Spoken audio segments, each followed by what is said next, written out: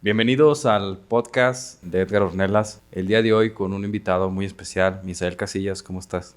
Muy bien, muy bien. ¿Y tú? ¿Qué tal? Bien, bien, también, gracias. Pues el día de hoy vamos a platicar sobre cine, que es un tema en común que tenemos los dos, este gusto por la pantalla grande. Cinéfilos. Así es. Pues platícanos un poquito, Misael, ¿qué estudiaste? Yo estudié la carrera de comunicación y producción audiovisual en la Universidad Cuauhtémoc. Cuando entraste a comunicación ya tenías un gusto por la producción, por las cámaras. Más que por las cámaras, sí tenía un gusto por estar detrás de cámaras. La parte, por ejemplo, como escribir guiones o estar dirigiendo, por así decirlo. Pero fue ya después, cuando ahora sí ya entré a la universidad, que ya primero me enamoró la parte de audio. Como que fui así poco a poquito, ¿no? Paso a pasito. Primero me enamoró la parte de audio. ¿Hacían como prácticas de radio? Ajá, hacíamos Ajá. prácticas de radio, pero no solamente eso. También hacíamos poemas sonoros o hacíamos historias, o sea, ya proyectos más narrativos en los cuales le teníamos que poner efectos, modificar voces. O sea, ya algo más a fondo, no nada más la historia Como si fuera y la un música de audiolibro fondo. o un audiocuento. Ajá, un audiocuento más que nada. Entonces, a partir de esa experiencia, todavía me gustó más la parte de contar historias. Como que, si te soy honesto, al principio de la carrera yo quería hacer televisión, pero no tanto como hacer historias. Yo quería esa parte como a lo mejor, mira, hasta me va a dar vergüenza, pero hacer programas de revista o noticieros, algo así. Okay. Pero ya conforme iba la carrera y como que me empezó a latir esa parte de la narración en sus diferentes herramientas, entonces dije, vámonos por ahí. Después de radio, empecé ya con la cámara, ya fueron las prácticas de cámara, y ahí fue como que dije, pues puede ser lo mío, puede que no. A fuerza tenía que comprar una cámara. Y luego aparte porque el profesor nos decía, tienen que comprarse una reflex. Y bueno, pues ya se hizo la inversión de la cámara. Y ya poco a poco me fue enamorando, pero cosa curiosa, cuando la empecé a tomar en serio, fue cuando un profesor, el mismo profesor de fotografía nos dijo, solamente para una exposición voy a necesitar a 5 de mis alumnos. Está bien, ¿no? Entre ellos va a ser Misael. Y yo, caray, ¿cómo? Y yo decía, pero si hay compañeros que son mejores que yo, o sea, ¿por qué a mí me escoge? Entonces, bueno, pues hay que echarle ganas en las fotos que iba a entregar. Y gracias a Dios me fue muy bien. Pero a partir de ahí, como te digo, entonces ya fue como de, bueno, vamos a intentarnos con la parte de la fotografía. ¿Empezaron con fotografía digital o...? Sí me hubiera gustado el que haya sido análogo en cierta parte, pero sí fue de lleno digital. Y ya después de eso ya empezamos ya con la parte de video. De hecho, nada más fueron 2 cuatrimestres solamente fotografía, incluso a la par, o sea, mientras veíamos fotografía en las bases, ya teníamos materias en las que el profesor nos decía, tienen que hacer un programa de televisión, tienen que hacer un cortometraje, o me tienen que hacer un reportaje. Entonces ya a partir de ahí empezábamos a ver ya todos los géneros de la televisión, y que fue ya que yo empecé ya a agarrar más la cámara. ¿Y empezaron con foto fija? Bueno, el primer cuatrimestre sí fue foto fija, pero ya después, cuando fue foto 2, también era foto fija, pero ya teníamos materias ya de producción audiovisual. Y también, bueno, no sé si hayan empezado con foto de periodismo o era como primero foto general. Pues más que foto, O reportaje como de... eran las bases. Ajá, ok. Eran las bases. Sí. Y obviamente en el segundo curso sí empezábamos ya con algo de los géneros. Ahí fue cuando me empecé a involucrar en la fotografía de reportaje, como dices tú, o la de documental. Que a partir también de ahí yo como que... Estamos en primer lugar, que fue la radio, ¿no? Después de eso, en la fotografía ya fue cuando yo me empecé a adentrar más en lo que fue la fotografía documental. Entonces ya yo como que ya estaba buscando yo una historia, ¿no? O sea, yo ya era el típico Sí, justo chavito por eso freak iba la pregunta. de cámara, yo iba así, ¿no? Entonces ya como que de manera de cliché yo ya estaba buscando la historia. Porque de alguna manera creo que son como los dos puntos fuertes de un video documental. Sí. O sea, el tener una buena imagen y combinarlo con el sonido. O sea, las dos son importantes. Ah, claro. Sí, de hecho, dicen que puedes tener una muy buena producción en cuanto a video, pero si tienes un mal audio, ya la gente no te lo ve, no lo aguanta. Sí, de hecho, bueno, en algunas producciones de contenido para redes, pues dicen, el audio es el 80-90% de la calidad de tu video. Sí. Puede haber un video que la imagen como tal puede estar pixeleada o a lo mejor la cámara no es la resolución total, pero si la calidad del audio es buena, la gente lo va a escuchar y lo va de alguna manera lo va a recibir de buena forma. En cambio, si a lo mejor es un video en 4K, super calidad, pero el micrófono tiene un montón de eco y hay ruido, así pues te va a cansar. Entonces, pues ahí un poquito la importancia hay que hay que ser congruentes con todo lo que hacemos, sí, ¿no? En la parte de producción. Y más me imagino que esta parte de comenzar produciendo audio como tal, creo que despierta más la imaginación. Sí. Al contar historias. O sea, es la narración de voz, pero complementada pues con los ruidos, sí, con los sí, sonidos. Sí, con todos. Ahora sí, o sea, no soy ingeniero de audio, pero pues sí, todos esos planos que son los que te llevan a esa historia, ¿no? El refuerzo de la voz, el sonido ambiental. Exactamente, la música, de repente si hay un eco, como dices tú, o si hay un ladrido a lo lejos, que es un paneo a la derecha, entonces ya dices, ah, caray, hay un perro a la derecha, ¿no? Entonces, eso es lo bonito del sonido. Sí. Va, y luego después viene ya pues, la parte de empezar a producir videos. ¿Cómo te fue ahí? ¿Cómo fueron los primeros pasos? Los primeros pasos fueron... ¿Ya producías videos con celular, así como...? No. Okay. De hecho... Empezaste de... Yo... ¿Sí te tocó como la época de los smartphones en la universidad? Sí, claro. Sí. Pero, si te soy honesto, yo nunca había agarrado una cámara hasta que ya tuve mi clase de fotografía. O sea, yo no te sabía absolutamente nada de fotografía, nada. Y tampoco me llamaba la atención antes de eso. Y en esos primeros pasos en producción audiovisual sí me llamaba la atención, salvo que sí se me hizo un poquito difícil. En el sentido de que si venimos, o sea, en mi caso yo venía ya de las prácticas de radio y después fotografía, a final de cuentas es algo muy individual. Yo podía descargar, grabarme y yo ya hacía todo ese cuento de audio, pero yo solo. En fotografía pasa lo mismo. Pero ya cuando estás con más gente, más personas, perdón, ahí es cuando ya es un poquito más complicado porque ya esta persona ya no le gustó la idea o esta persona se enojó. En la universidad todos tenemos egos. Sí. Todos tenemos egos. Más todos en las carreras hacer. creativas Sí. es un tema más delicado, ¿no? Entonces ahí sí se fue un poquito más difícil. Pero no fue así que digas, uy, qué bárbaro, fue el infierno, no. Conforme iba pasando el tiempo, creo que todos los de la generación íbamos entendiendo el rol que íbamos teniendo en esos proyectos. A mí no me tocó nada de fotografía, yo era el que escribía.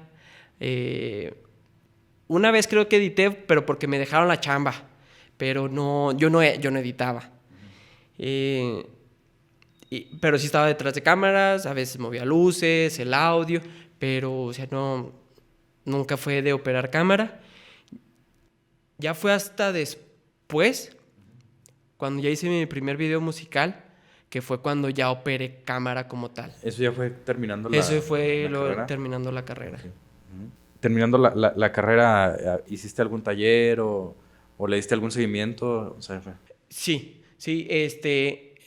Después de eso empecé a leer un par de libros. Uno fue Introducción del cine documental. Otro fue de guionismo. Porque aunque en la carrera también vi formatos de guión de radio, guión de televisión, guión cinematográfico, siempre hubo como que ese vacío, se podría decir, ese vacío del guión cinematográfico.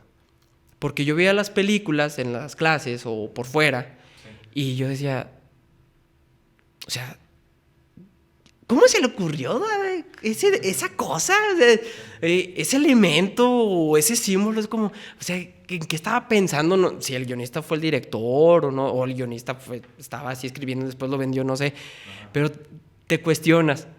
Sí. Y también cabe resaltar que una de las partes fundamentales de todo este trayecto es que siempre me he cuestionado. O sea, me he cuestionado de cómo se hace este sonido, o me he cuestionado cómo es que empezaron esta historia. Sí. Porque ya cuando te pones a escribir ya es difícil porque no tienes nada en la cabeza. Dices, ¿y cómo empiezo? Sí. A mí me sucedía mucho que tenía una idea de un guión y justo cuando me sentaba en el teclado... ¿Y cómo empiezo? En blanco, sí. y algo que comentas fue algo que también a mí me sorprendió del cine, es que como tú dices, si está una maceta roja, uh-huh, o sea, es porque aporta la narrativa. Sí. O sea, el cine no deja nada al azar, o sea, todos los colores, el encuadre, uh-huh, los planos, todo está planeado. Todo tiene un porqué. Tiene un porqué. Entonces, uh-huh, eso es algo que también se me ha hecho muy, muy padre del cine. Sí, entonces, ya después de eso, o sea, como te digo, todo fue a base de cuestionamientos. Entonces, fue cuando, te digo, leí esos libros y aún así como que decías, bueno, todavía me falta. Y cuando empecé a decir que ya empecé a llenar ese vacío, fue cuando en verdad empecé a producir. Okay. O sea, a pesar de que sea una cámara, sí, a lo mejor no es una cámara de cine en su momento, pero ya empecé a producir. Ya empecé a escribir un guión, así como saliera, y dices, voy a grabar esto. Y aún así seguía fotografiando porque me gusta mucho la fotografía. Me gustaba también mucho esa parte de la individualidad que produce esta. Pero aún así es como que la imagen en movimiento te crea como que ciertos sentimientos, sensaciones. Y dices, yo lo quiero hacer. Sí. Si esta película casi me hace llorar, yo lo quiero hacer. ¿Algún documental que te haya marcado, que lo hayas visto y has decidido, esto es lo que yo quiero hacer? Sí. En una clase, precisamente estábamos viendo un documental y fue el de El olvido, no me acuerdo, de Juan Carlos Rulfo. ¿Es familiar de Hijo Juan Rulfo? De okay. Juan Rulfo. Okay. Ajá. Yo cuando vi ese documental dije, ¿qué estoy viendo? O sea, al ver esas imágenes, porque el documental habla de la historia de Juan Rulfo, pero, bueno, se las voy a contar más o menos, ¿no?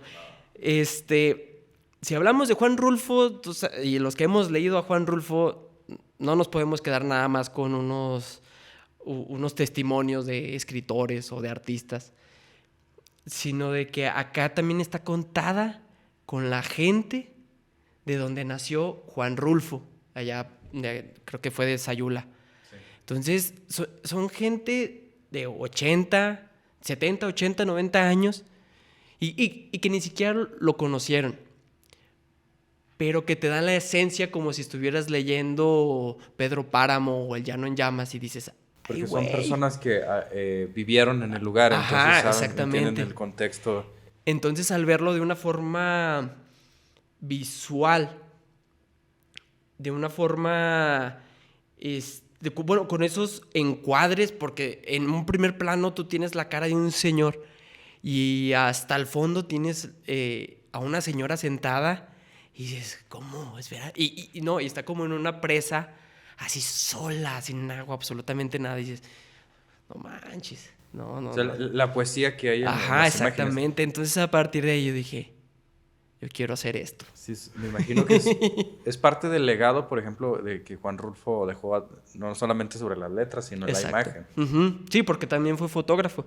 Y lo chido que su hijo haya entrado a una universidad de cine y que esté haciendo bueno, en su momento hizo documentales enfocados a Juan Rulfo y ahorita está haciendo otro tipo de documentales, pero aún así no pierde su esencia, que creo yo que también es un cimiento que uno como creador audiovisual debe tener, sí, que es la congruencia en todos sus proyectos. Sí. Sí, creo que esto que mencionas es muy, muy, muy importante porque justo creo que lo mencionaba Guillermo del Toro, que decía así: yo voy a hacer la película para que me guste a mí, que así le gusta a la más gente, entonces que me llene, que me transmite, que me emocione. Y bueno, pues lo hemos visto justo a través de varias de sus películas, pero pues la última, Pinocho, que él dice, yo escribí el guión y estaba llorando en mi casa y pues uno ve esa película y le pasa lo mismo. Entonces cuando eres congruente con lo que piensas, con lo que sientes, al final pues en el resultado se va a transmitir, se va a dar. Sí, entonces a partir de ese documental fue que dije, ya. Y ya después fueron surgiendo películas, no solamente documentales, también hubo películas, o entre ellas, bueno, voy a decir el director porque son las que más me han gustado de ese director, que es Wim Wenders, el alemán Wim Wenders. Ajá. Yo cuando vi Paris, Texas, que fue la primera que vi de él, dije que me hizo así como, ay, no sé, un dolor en el pecho. Sí. Dije, órale, también quiero empezar a hacer cine como él. Después empecé a ver más películas de él. Después de Paris, Texas, me seguí con Cielo sobre Berlín. Después la secuela, que fue la de Tan cerca o tan lejos, algo así. El amigo americano y Alicia en las ciudades. Alicia en las ciudades, si la puedes ver, es una película bien bonita. No suelo decir así como películas bonitas, pero esa es bonita.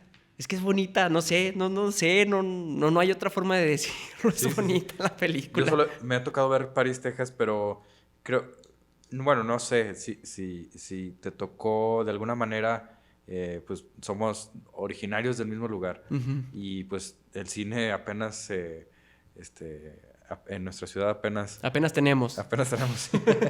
Así es, entonces pues de alguna manera lo que consumíamos pues es lo que nos llegaba en la televisión. Bueno, ya ahora con el internet pues podemos consumir un poquito más de cine distinto, pero justo este acercamiento a las escuelas de cine te abre el panorama en cuanto a otros países, a otras épocas del cine que sorprenden. O sea, que tú dices, ¿cómo hace 60 años, pero ya estamos en 2020, cómo en los 60s hacían películas que hablan de temas muy actuales y cómo el lenguaje, la narrativa, que, bueno, ahorita por ahí en redes sociales se ven muchas publicaciones de que Scorsese dice que, pues, que el cine ha muerto, que ya no se ha propuesto una narrativa o algo distinto. O sea, de repente sí es...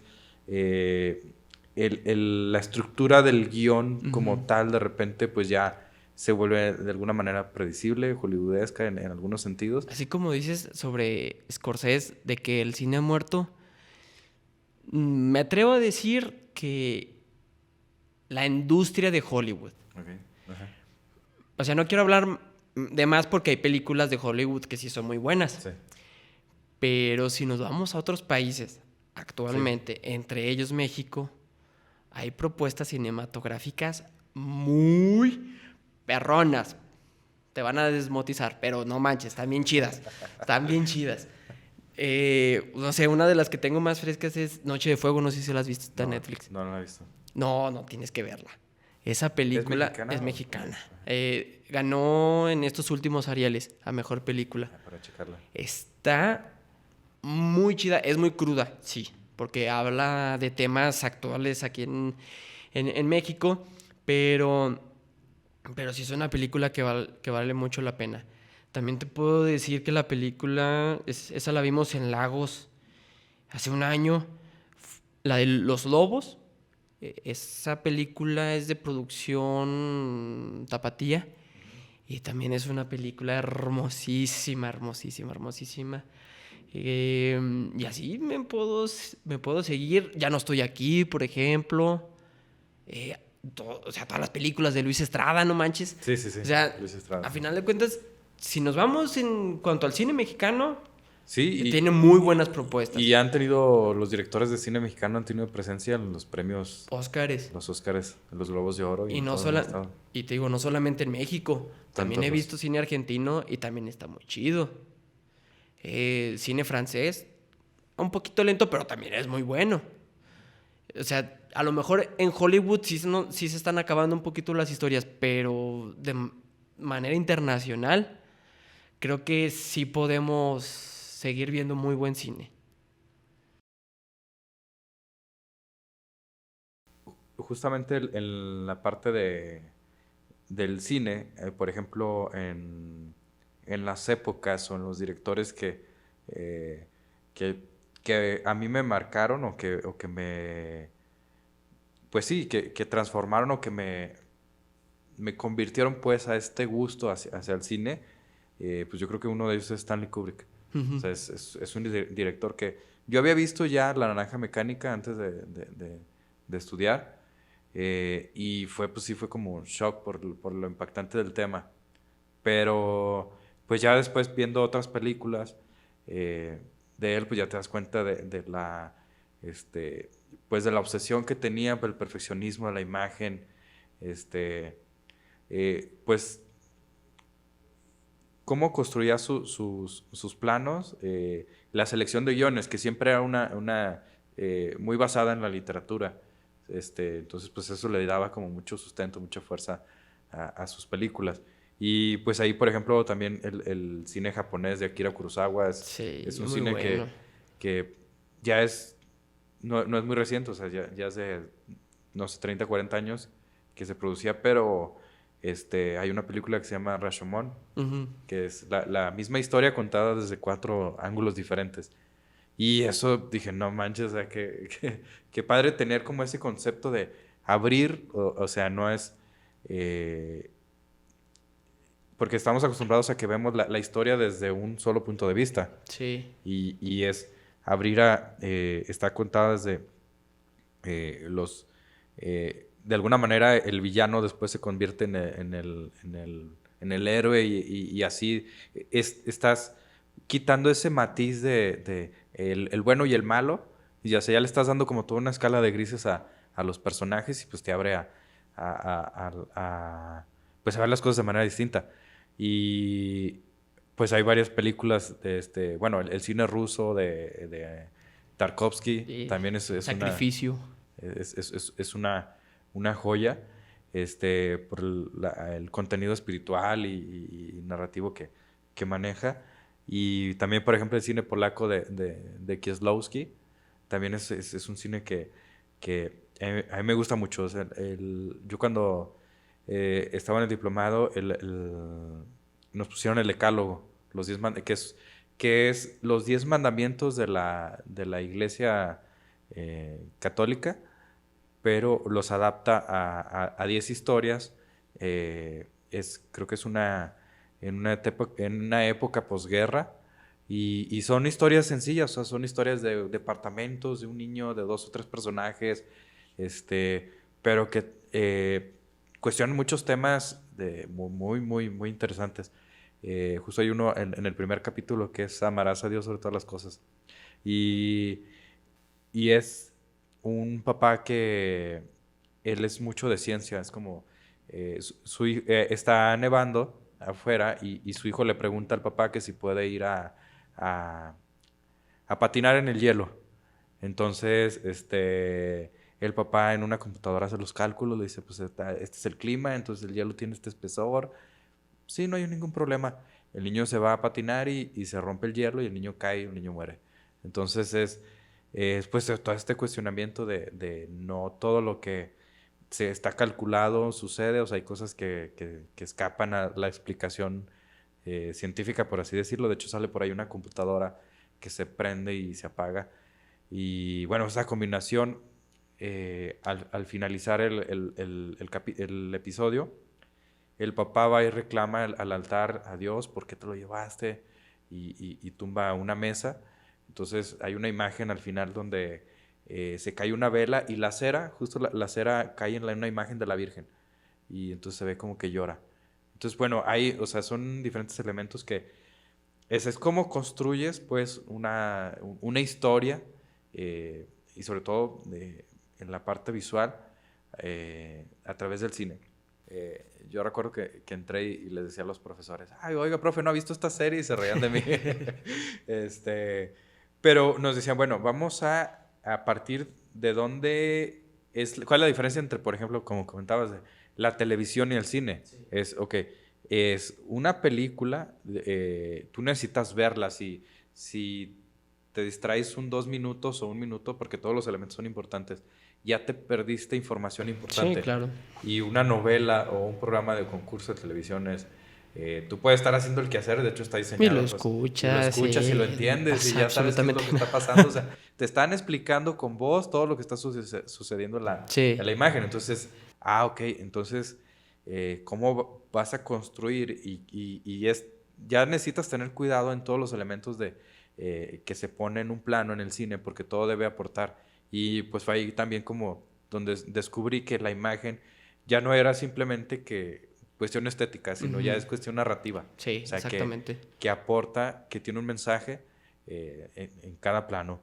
Y bueno, pues vamos regresando acá a la parte de... ya nos divagamos un poquito. No pasa nada. Platícanos, ¿qué trabajos has hecho ya después de terminar la carrera? ¿Cómo comenzaste a hacer los primeros videos, tus primeros trabajos? Mi primer trabajo fue de un video musical de un proyecto que si Friki lo estás viendo, tienes que volver a retomar ese proyecto. Cada que lo veo, siempre le digo, tienes que retomar ese proyecto que se llama Los Moon Rabbits.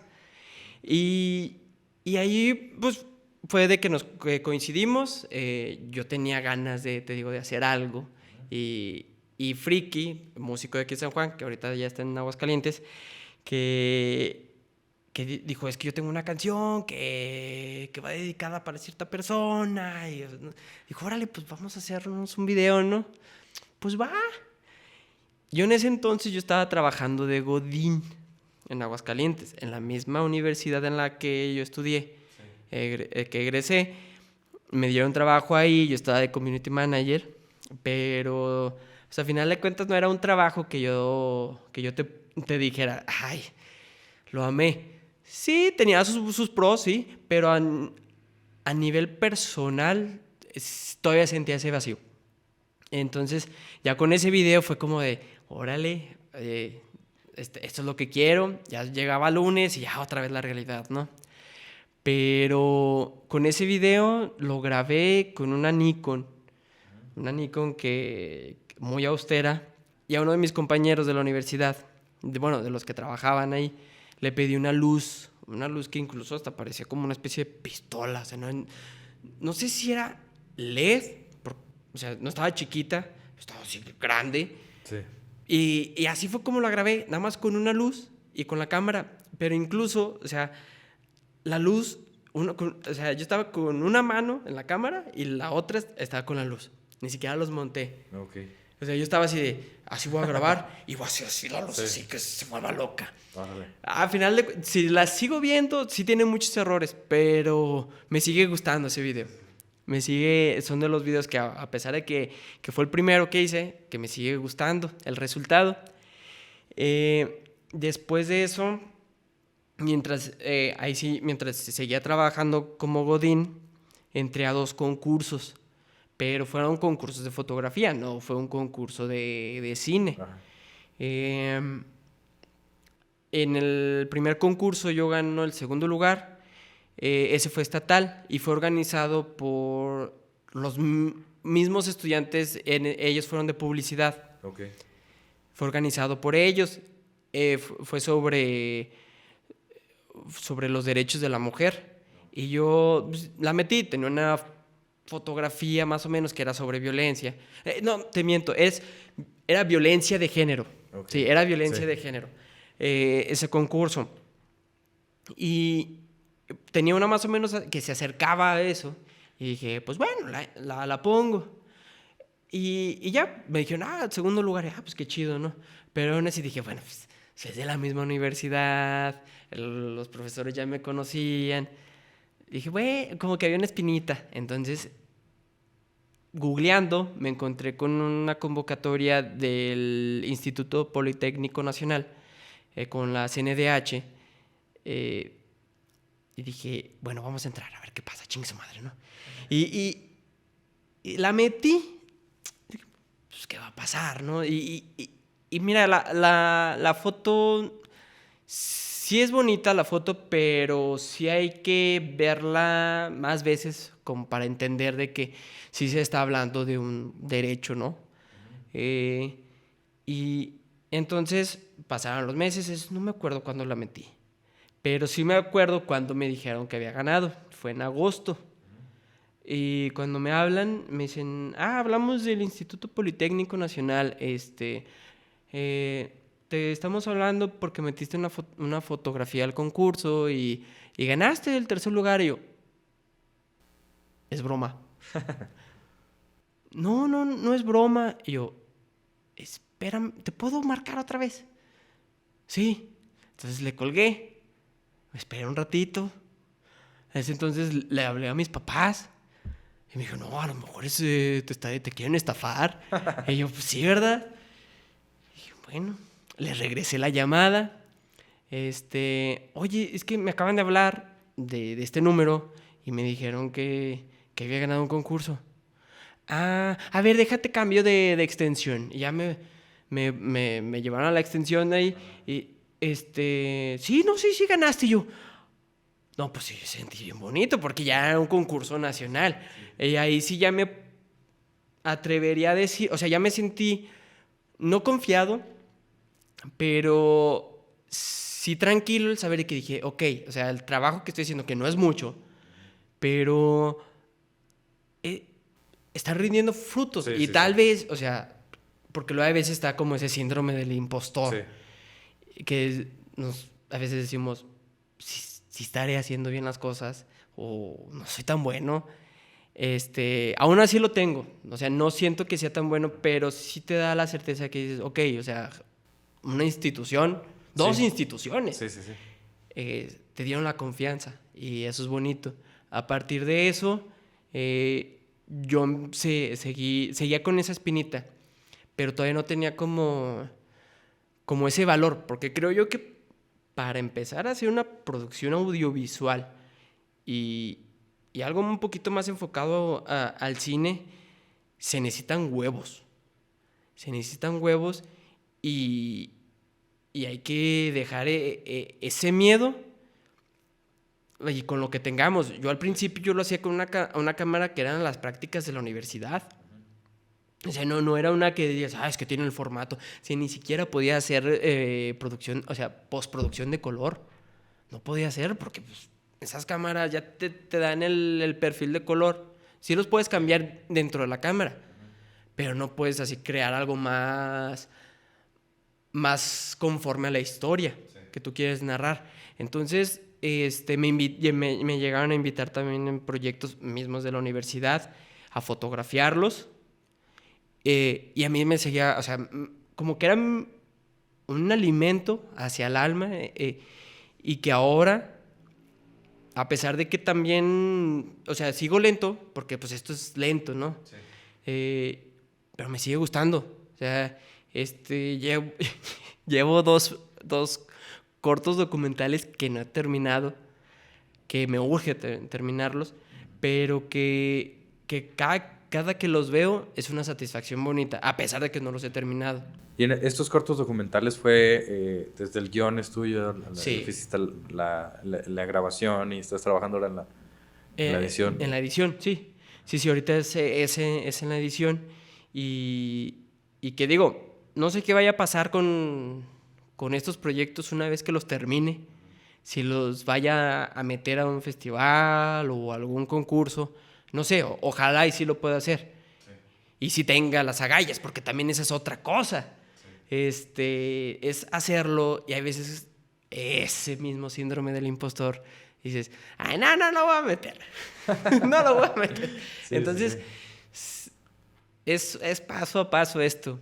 Y si ya o sea, si el día que ya lo tenga listo, es respirar profundo y a mandarlo, ¿no? Entonces es algo bonito, ¿no? Todo este tipo de cosas, toda esa satisfacción que te da el momento de grabar. Muy bien, excelente, pues muchas felicidades y bueno, estamos ahí al pendiente esperando a que salga este material para verlo. Después de la carrera y estos talleres, ¿le diste seguimiento con algún otro curso, otro taller, otro diplomado? Bueno, después me aventé un curso fueron 2 días de dirección actoral. Ese curso lo dio el director Ulises Guzmán. Él ha hecho cortometrajes para Netflix. En México Bárbaro, no sé si has visto ese proyecto. No lo he Que visto. son varios cortometrajes de terror. Entonces se juntan varios directores, se unen para una película como tal, pero son cortometrajes.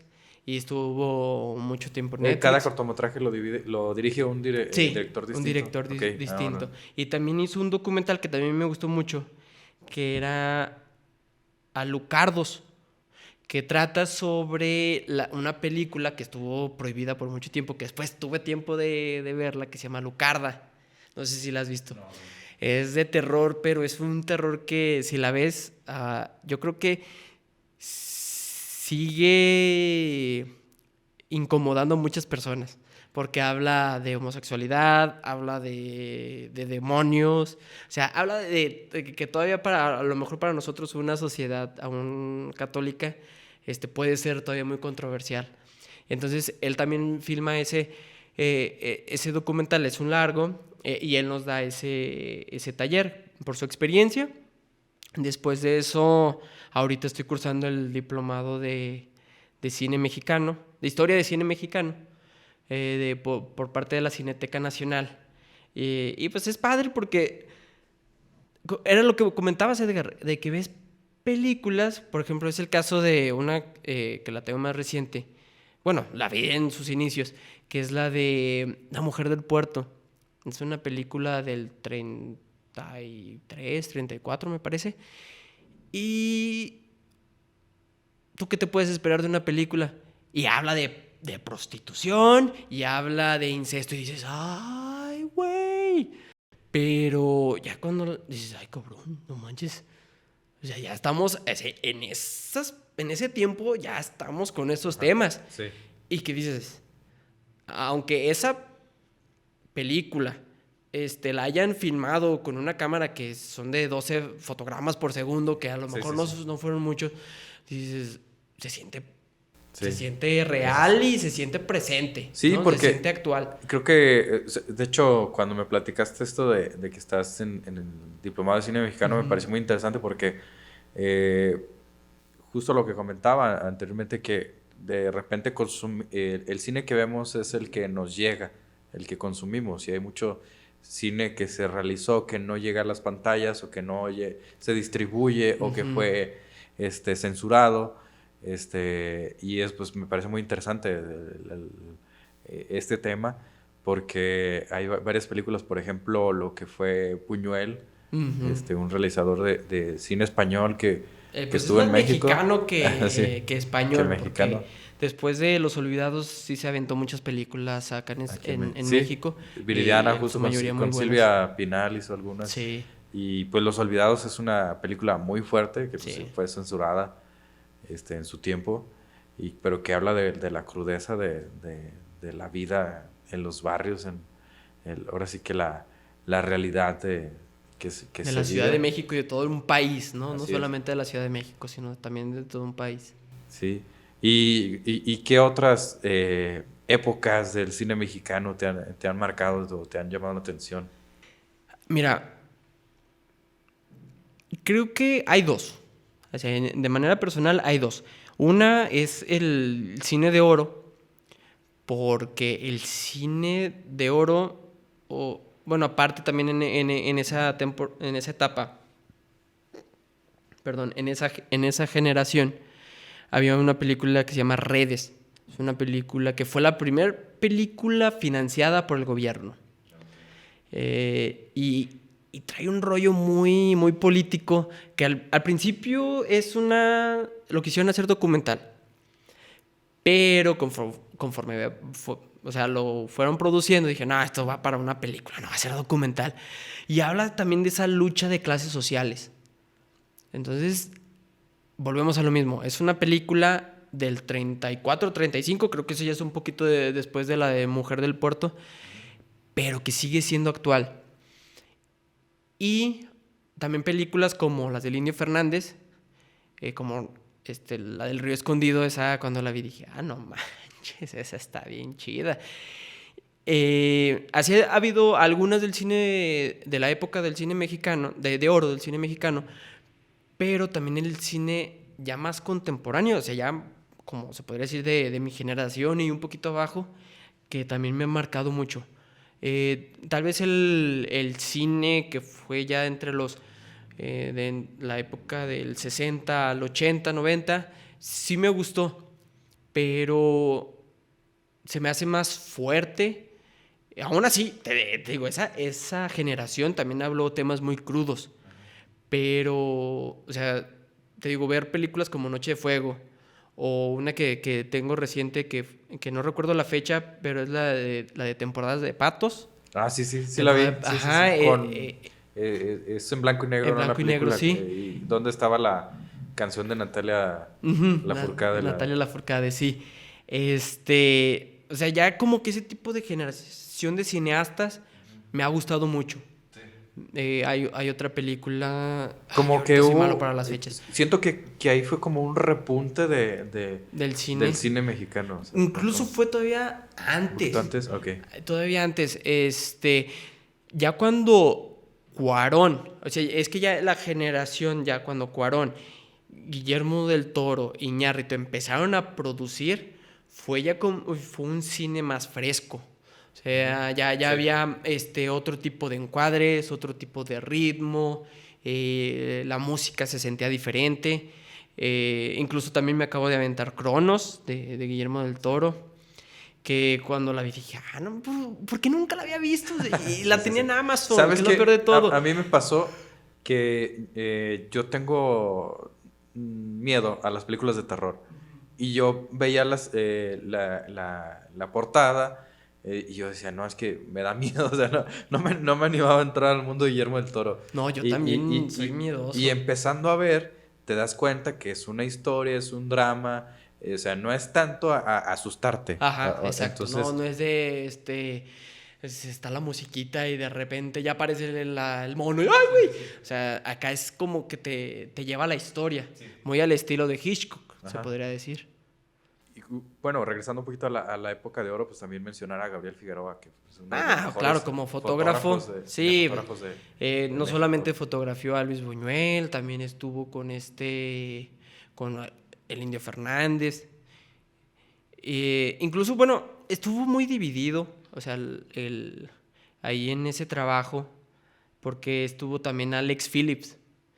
Y si le tomas atención a la fotografía de Alex Phillips, también es muy buena. Es muy lenta, no es tan audaz como la de Gabriel Figueroa, pero sí está muy bien trabajada también.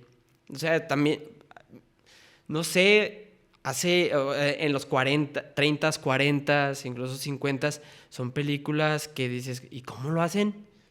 Pues, sí. O sea, a lo mejor, o sea, eran unas lucesotas, no sé qué materiales tenían. Ahorita, por la tecnología, hemos avanzado mucho. Sí. Y yo, por ejemplo, las producciones que he hecho, todas me las he aventado en luz natural. Porque ya las cámaras te permiten eso. Sí. Pero antes había más creatividad a la hora de resolver esos problemas. Sí. Y, por ejemplo, yo he escuchado de Gabriel Figueroa que en aquel tiempo, pues era filmados en blanco y negro y él tenía de alguna manera la noción o el conocimiento de qué tonos, de qué colores le daban cierta escala de gris. Entonces, este es el personaje principal, pues va a llevar, no sé, un rojo. Ujú. Y este es el villano, pues estoy inventando, dale el verde, o sea, es para que generar este contraste. Sí. Y porque de alguna manera a mí eso es lo que le doy como más crédito o más reconocimiento a ese trabajo, porque tú mandabas a revelar la película y después de un mes veías si el resultado era bueno. Era bueno, incluso Ajá, el sí. cielo. Sí. O sea, también Sí, sí, algo sí, que los tenía contrastes. Gabriel Figueroa, que fue uno de los primeros, no fue el primero, pero sí de los primeros, y a nivel mundial, que se animó a filmar afuera. Entonces, él me llegaron a contar en la universidad, no sé si sea cierto, que era de, el cielo está así. No, no, no, no, no, no, no, no, Sí, hoy sí, no, sí. Hoy no grabamos. hoy no grabamos. O sea, él tenía un estilo de cielo, y si ves Sí. sus películas, son unas nubes Las muy nubes, sí, densas. sí, sí, sí. Entonces también hay que reconocer Sí, esa sí, sí. parte de que fotografió a luz natural y también con esa destreza de, de hacerlo con la película que usó, con los personajes que estaba, con las condiciones naturales, porque hay veces que te puede favorecer el cielo y a veces no. Sí. Y más que dicen, he visto o escuchado también entrevistas de cinematógrafos, y dicen que el cielo de México es de lo peor, comparando otros países que ellos han filmado, ¿no? En donde han filmado. Que, que en las condiciones en las que estamos está siempre muy arriba. Sí. No te da a veces como unas sombras alargadas como quisieran. Entonces tenemos también un reto en la parte de filmar a la hora de la luz natural aquí en México. Así es, muy bien. No, pues muy, muy interesante. Retomar y aprender de estos temas, de estos maestros de la luz. Y quería preguntarte, ¿cuál crees tú que haya sido un factor importante para detonar el cine? Justa, porque creo que sí se empezó, bueno, sí hubo como un despunte entre lo artístico, lo comercial, con este trío de Iñárritu, Guillermo del Toro, este, Cuarón. O sea, sí hubo como un repunte. O sea, ¿qué factores ves ahí en estas, qué variables ves en estas películas, en estas producciones? Justo, bueno, también, por ejemplo, actores como Gael García, Diego Luna. ¿Qué ves ahí en este fenómeno, esta etapa del cine mexicano? Mira, te voy a poner con dos ejemplos. Una es con la película de Principio y Fin de Arturo Ripstein, y la otra de Solo con tu pareja de Alfonso Cuarón. Ambas películas son muy buenas. Incluso Principio y Fin me encantó mucho. Pero todavía, o sea, si ves la película de Principio y Fin, todavía se siente una fotografía muy al estilo de los 80s. Son planos muy abiertos, donde abarca todo, quieres abarcar en el lugar en donde está ambientado, quieres abarcar todos los personajes que aparecen en escena. Y en la película de Solo con tu pareja, ahí ya con la fotografía del Chivo Lubeski, sí, ahí ya hay una destreza en la que ya está el close-up de la máquina de escribir, luego otro close-up de un florero, está la persona escribiendo, o sea, ya hay más juego en las tomas, ya hay como un dinamismo. Okay. Entonces, ya en esa generación yo ya empecé a ver fue como un crecimiento entre director y cinematógrafo. Sí. Porque fue la relación en primera instancia de Cuarón con Lubensky, y fue de Guillermo del Toro con Guillermo Navarro, Sí. y Iñárritu con Prieto. Entonces ya a partir de ello ya como que había como más comunicación, como que los dos siento yo que tenían ya más como unos objetivos muy concretos. Entonces, y ahí es cuando empezamos a ver ya como unas películas más frescas, incluso hasta ya al estilo más gringo, O sea, ya unas tomas más audaces que antes no se veían. Incluso yo cuando vi la de Cronos, luego asocié con una película gringa. O sea, dije, no manches, o sea, ya estamos hablando de los 90s y ya la siento como una película como Volver al Futuro en cuanto a cinematografía, no en cuanto a historia. En cuanto a cinematografía, en producción ya dices, o sea, ya hay más tomas, ya se busca esa relación de fotografía con montaje. No solamente ya es nada más así 3 personajes y dura 1 minuto la pura escena, no. O sea, ya eso es como esa fresquedad que ya se siente en las películas de esa generación. Y justo esto, creo que trabajo en equipo del director de cine con el cinefotógrafo, pues fue potencializando las películas. Y pues estos cinefotógrafos también pues hicieron una carrera espectacular los ellos 3. Ya ahorita ya están en las grandes ligas. Así es. Bueno, muy bien, pues vamos a continuar con otro tema, que vamos a la parte técnica. Me gustaría preguntarte cómo es tu proceso de edición, con qué software editas, cómo te adentraste a este software, a los perfiles de color, porque pues es un mundo, o sea, es el mundo de la edición, y pues lleva su chiste estar sentado ahí frente a la computadora.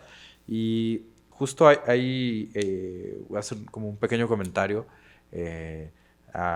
Mi maestro de montajes fue Raúl López Echeverría. Él es de Guadalajara. Yo hice un diplomado en cine en la UDG, en el CUAD, en el DIS, y pues unos maestros excelentes todos, entre ellos Gil Olivo, Boris Gordon Black, pero nos decía Raúl, decía, yo les puedo enseñar el software, pero es más importante que aprendan de montaje, que aprendan en dónde hacer los cortes, cómo hacer la yuxtaposición de las imágenes.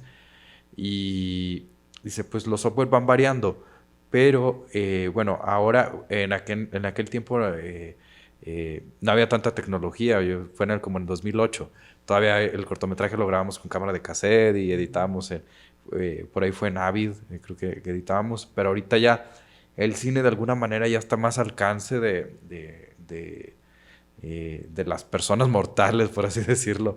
Ya tenemos software de edición muy profesional, ya las cámaras ya tienen perfiles de color, y me gustaría que nos compartas un poquito cómo es tu proceso de edición. De manera de paréntesis, ahorita que dices eso, había escuchado un podcast de uno de los hermanos Nuderts que están haciendo varios videos, entre ellos con Ed Maverick, que dijo, ahorita las nuevas generaciones tienen más tiempo de grabación, o sea, que han grabado más, que tienen más experiencia que un cineasta en los años 70. Sí. O sea, nada más para que veas cómo estamos ya muy abiertos en las imágenes y que todo lo tenemos a la mano, ¿no? Sí.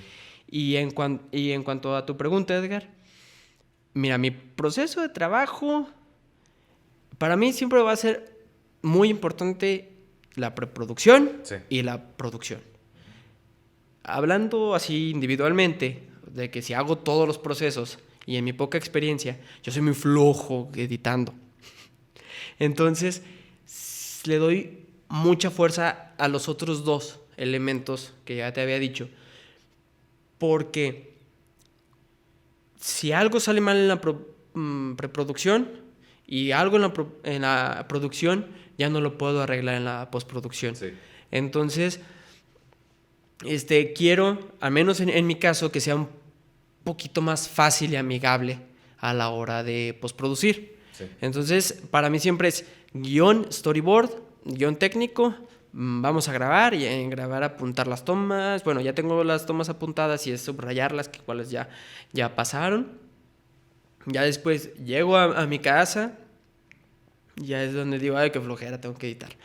Y ya, a partir de ahí es ya organizar. Entonces yo ya sé qué tomas son las buenas, en primer lugar, y en segundo lugar, hasta dónde cortar. Sí. Porque yo ya lo tengo con tiempo, yo ya lo tengo incluso hasta grabado con el storyboard y con lo que grabé, ya qué es lo que voy a hacer. Entonces ya se me hace un poquito más sencillo a la hora de hacer el montaje. Entonces, hay veces me he tardado incluso hasta un día.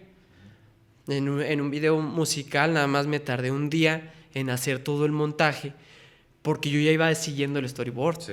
O sea, yo no tenía que improvisar. Tal vez en algunas cosas sí improvisé, pero lo demás se fue dando por lo mismo. Y ya vi la historia y dije, órale, entonces, o sea, sí queda. Ya, porque yo ya tenía ya todo ese proceso antes. Ya nada más, ya con el DaVinci Resolve, yo ya empecé ya a hacer todo lo que es la corrección de color. ¿Cómo te sientes con el software de DaVinci? Es cómodo, es cómodo. No es comercial, pero sí es cómodo. Y es gratis. Y es gratis, sí. DaVinci, patrocínanos. Sí, no manches. Es cómodo, incluso comparando un poquo a el que usaba antes, que era el Premiere. El Premiere también está decente, está chido, pero el DaVinci lo que hace es, en un solo programa, darte muchos programas. Sí. O sea, tienes muchas interfaces. En serio, DaVinci, o sea, no es comercial. Pero sí he notado, por ejemplo, si quiero optimizar archivos que son muy pesados, los optimizo desde DaVinci. No tengo que meterme a otro programa de Adobe para hacer eso y que se pasen, que bueno, se pasa automático, es todo automatizado, pero suele ser un poquito tedioso. Ya aquí ya lo tienes todo. Por eso se me hace un poquito más cómodo DaVinci. Y la cuestión de los perfiles de color que te puede manejar en Premiere, creo que en DaVinci tiene más como los perfiles, ¿no? O no sé si en Premiere no estoy familiarizado, pero creo que no. Más que perfiles, tienes una interfaz completa. Okay. Te digo, esto parece comercial. Sí. Es una interfaz más completa porque en cuanto a Premiere, te da lo básico para la corrección de color. Pero acá las ventajas que tienes en DaVinci son los famosos nodos. Esos nodos te ayudan a organizar todo el proceso de corrección de color. O sea, el nodo viene siendo como una capa en Photoshop, por así decirlo. Entonces, yo de aquí, yo le agrego o trabajo nada más las luces. En otro nodo voy a trabajar las sombras. En otro nodo voy a trabajar los tonos de las sombras. Entonces, ahí es como una forma más organizada de trabajar. Y es más amplia. O sea, no solamente son los nodos, también tienes cómo meter el color a través de un color checker. Sí tiene muchas facilidades en cuanto al color. Sí, exactamente, muchas herramientas. Sí. ¿Algún otro director de cine, ahora sí que de cualquier país, que te haya marcado o que te usen sus películas? Bueno, en cuanto a Wim Wenders, cabe resaltar, eso no te lo había comentado, me gusta mucho porque tanto como sus películas de ficción, que son para mí una maravilla, también tiene documentales que también son muy buenos. Tiene este documental que es La sal de la tierra, que es sobre Sebastián Salgado. Ah, ok. Es el fotógrafo Sebastián Salgado. Sí, el brasileño. Hizo como reforestación de árboles. Sí. Oh, okay. Él hizo ese documental. Que, por cierto, Sebastián Salgado es uno de los mejores fotógrafos del mundo. Sí, exacto. Y ese proyecto que hizo está... no he visto yo ese documental, me interesa muchísimo verlo. Está en YouTube, creo. Ah, ok. Pero o sea, lo que hizo ese fotógrafo creo que fue en Brasil. Fue en Brasil. Ajá. De reforestar un cerro enorme y está muy, muy padre la historia. Entonces me imagino que el documental... Y si es director, pues... Es Wim Wenders. Y también otro documental que vi que fue Tokyo Ga. Y otro que es sobre unos músicos cubanos que no recuerdo el nombre. Social Club, algo así. Buenavista. Buenavista Social Club. Sí, eso lo acabo de ver hace unos meses. No sé, también sus documentales también tiene como ese contraste entre ficción y documental, pero que las dos cosas las sabe hacer muy bien. Ajá. O sea, eso es lo chido de ese director. También como otro director que me gusta mucho, Uno de ellos es Lars von Trier. Ah, sí, sí, buenísimo. Él casi, o sea, sí me gustan mucho sus historias, pero me gusta la intención que le da a todos los elementos que tienen en el encuadre. O sea, él es muy cuidadoso en todo, absolutamente en todo. Incluso llegué a escuchar una entrevista con uno de sus cinematógrafos, que es chileno, pero que vive allá en Dinamarca, y cuenta o sea, sí es muy padre trabajar con él, pero sí es muy, muy demandante. Entonces, y ahí ya te das cuenta y cuando ves sus películas dices, ay, güey. También Almodóvar me gusta mucho. Ah, sí, también. El cine de Almodóvar. En cuanto a mexicanos, obviamente, incluso yo creo que de los tres, Iñárritu es uno de los que más me gusta. Su filmografía. ¿Ya viste Bardo? No, y fíjate, no he visto Bardo. Esa prevé. Pero sí, sí, fíjate que Bardo siento que te va a gustar mucho, y más como siendo, de alguna manera, estando en el mundo del cine.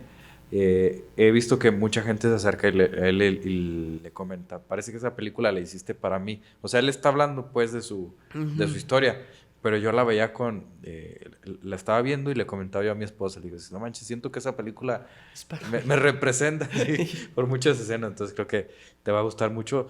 Me voy a regresar a Lars von Trier, porque es un director de cine que no puede pasar desapercibido. O sea, sus películas tratan de temas bastante crudos y es muy directo. Sí. Y sobre todo porque él rompe con el lenguaje audiovisual. Él conoce las reglas y las desbarata. Entonces, de hecho, hay una película que se llama Dogville que te llama muchísimo la atención porque es un escenario, o sea, es como una espacio, por decir una bodega, un set de grabación, y no hay paredes, o sea, pinta en el suelo con rayas, no sé si es pintura o sean quises, no sé, pero pintar las paredes. Entonces los personajes están como en una especie de mímica, que abren la puerta y todo eso, pero te concentras en la historia, no te distrae. Te clava. A pesar de todos esos errores de continuidad que los hace a propósito, te atrapa en su historia. Y hay una película que me encanta muchísimo, que es, de hecho, los musicales generalmente tienden a ser pesados de ver, pues, por tantas canciones, pero hay pocos musicales que yo disfruto mucho. Uno es Cantando bajo la lluvia, que me pone de buenas. Esa película es como cuando quiero agarrar energía, quiero agarrar pilas, la veo. Y el otro es Bailando en la oscuridad de Lars von Trier con Björk, y por ahí hace hay una canción que canta con el vocalista de Radiohead, no recuerdo ahorita su nombre. También soy malo para los nombres. Sí, que lo he visto todo, es como la traducción de la canción en español, pero está bastante chida. Es Björk interpreta a una mujer que está perdiendo la vista, que tiene poca visión, y retrata como todos los abusos que sufre, y pues todo lo que, como ella en su cabeza crea su mundo ideal. Y está bastante padre esta película. Across the Universe. Across the Universe, sí. Across the Universe ese fue mi entrada al mundo de los Beatles, porque yo sí había escuchado 2-3 canciones, las más comunes. Ajá. Pero ahí fue como aventarte el clavado a la narrativa. Sí. Y la historia, retratar un poquito de esto, de las guerras de Vietnam y todo ese tema. Y pues ahí me hice fan de los Beatles. A partir de ahí ya son mi banda favorita de rock. ¿Y alguna otra película que quieras compartirnos, que te haya gustado, que te marque, que nos recomiendes? Películas que recomiendo. Cinema Paradiso. Sí. Cinema Paradiso es muy buena. Cinema Paradiso es como como un retrato del cine, se podría decir así. Y del amor al cine. Y del amor al cine, exactamente. Sí, es una película que así cuando las ves dices... Sí, y que a mí el cine italiano me gusta mucho, el neorrealismo italiano, porque retratan historias y personajes cotidianos. O sea, no es... eh, eh, es parte de lo que a mí me gustó también de ver películas, porque en un tiempo yo era un consumidor veía hasta justo cuando estudiaba y antes de casarme, pues había más tiempo de ver películas y yo creo que veía 2 películas diarias. Me aventé. O sea, todo lo que había perdido de tiempo viendo pues, cine comercial. Una Ponerme de al las corriente. ventajas que tengo es que mi esposa le Me encanta el encanta el cine, cine. compartir, sí. Entonces, ya nomás llegó, ¿qué haces, amor? Ah, estoy viendo esta película. Ah, regrésala, ¿no? Ah, está chido, sí, sí, sí. Regresa. Entonces ya, sí, ya los dos nos ponemos a ver las películas. Sí, porque de repente el cine de arte o el cine de culto, de repente puede llegar a ser pesado, pues qué chido que Sí, comparten ahí ahí compartimos el esa, gusto. esa O puede parte. a lo mejor sentirse extraño, o sea, en un principio, porque ah, también a mí me pasó en un principio que como estaba acostumbrado a recibir mucha información, Ujú. entonces la primera vez que vi 2001 Odisea en el espacio Ajá. me costó un montón de trabajo. O Hay sea, películas que sí sí. cuestan, Y la veía y a los 15 minutos ya me cansaba. Y, no, pues deja, otro te día la hacen sigo sentir viendo, sí. incómodo. Sí, ¿Sabes? sí, sí. A mí, ¿con cuál película me pasó eso? Con la de La Casa de Jack, de Lars von Trier. Ah, ok. Fueron casi Ajá. 3 horas Sí. que tú estás viendo una narrativa cronológica de un asesino. O sea, en esa parte no hay muchos cortes, ni hay tantos flashbacks. Pero llega un punto, y es en el punto donde hace referencia al infierno de Dante, se vuelve bien pesado. Sí. Esa película dices, ay, güey, ¿cuándo se va a terminar? ¿Cuándo se va a terminar?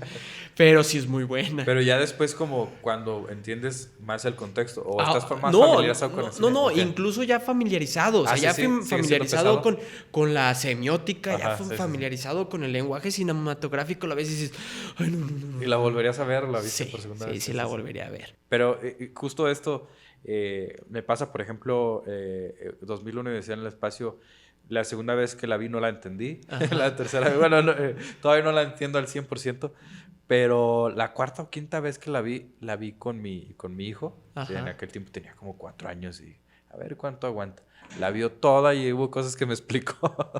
O sea, está padre que pues tener como esta mente ajá. abierta, pero ya empiezas pues a entender, o sea, como que esta experiencia, como tú comentas, de producir, de salir a grabar, de salir a editar, te ayuda a saborear de alguna manera el contenido audiovisual y tener como estos conocimientos del lenguaje cinematográfico, eh, te hace que aprecies el cine.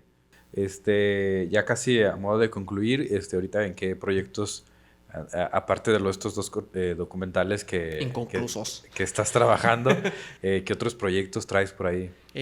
Ahorita un video musical que gracias a Dios he tenido, o sea, hay proyectos musicales que me están teniendo la confianza de hacerle sus videitos. Entonces, ya antes le había hecho uno, ese se llama Te Vas. Ahí lo pueden buscar en YouTube. Y El artista el es artista es Dan. Dan. Está como Dan Música. Ok. Sí, porque luego a veces como que es un poquito complicado. Si buscas Sí. Dan, te aparece un montón de opciones. Entonces, Dan Música, Vuela Lejos, ahí está ese video. También con ese mismo artista estamos grabando un video musical que se llama Te Vas. Ahorita hace unas semanas estábamos en rodaje, entonces ya.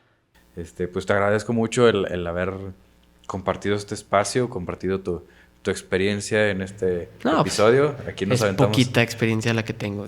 Pues te agradezco mucho esta Gracias a ti, platicadita, Edgar. estuvo bastante bien. Bien larga. Así es. No, estuvo bien, estuvo a gusto, no se sintió el tiempo.